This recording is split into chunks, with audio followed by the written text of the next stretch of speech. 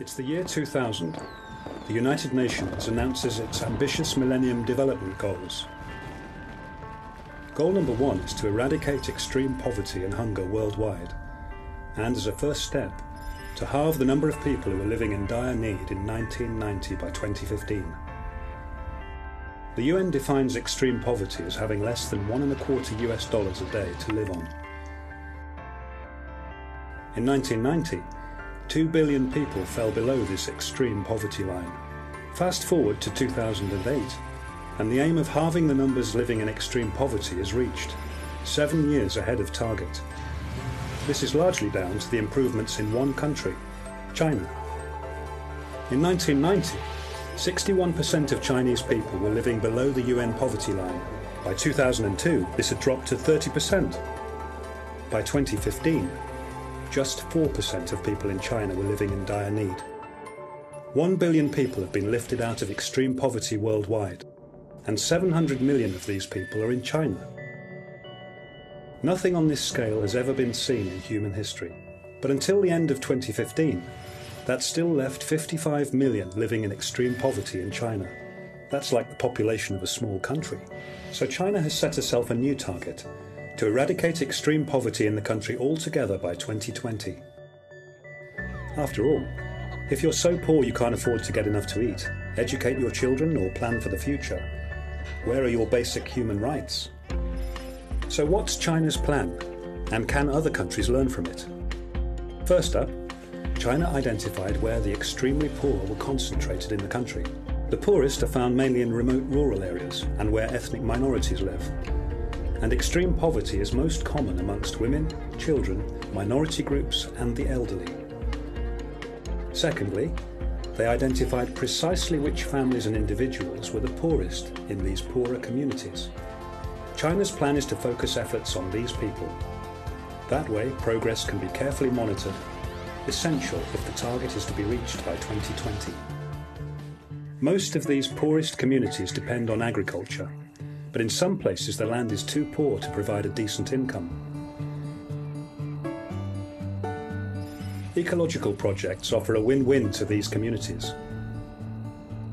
Overgrazed pasture can be restored to flourishing grasslands. Poor farmland can return to biodiverse forests. This not only improves the environment for local people, it attracts visitors who want to experience the wild beauty of China's mountains, forests and desert. Tourism creates jobs and other opportunities for the community. Businesses can flourish even in these remote areas, but their isolation makes starting a business a big challenge. It's tough to reach your market or attract qualified workers. China's solution? Connect even the remotest communities to the national road network, and prioritise extending high-speed internet across the country. Distance doesn't have to be a bar to entrepreneurship, nor does gender. Special loans for the poorest women give a jump start to those who want to start a business. Education is one important way out of poverty, so the poorest children in China now get free schooling up to the age of 16. In remote areas, new school dormitories and living expense grants enable children to stay in education longer. Special subsidies encourage the best teachers to come to these remote schools. Education doesn't need to stop. Adult migrant workers from these poorest areas can get financial help to enroll in vocational training that gives them the skills they need in the workplace.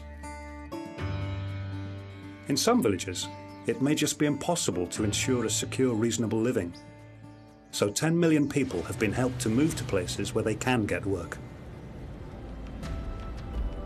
What China has learnt is that raising people out of poverty isn't a job that's done once and for all. A single piece of bad luck can send someone sliding back down again.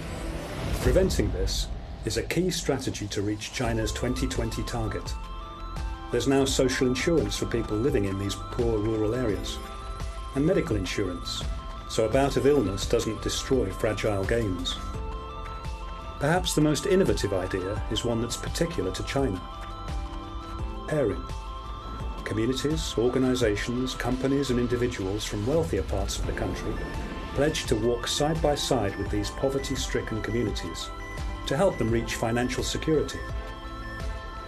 The richer community shares its experts, knowledge and relative wealth with their poorer country cousins. Together they work to achieve the goal of lifting everyone in all of China out of extreme poverty by 2020.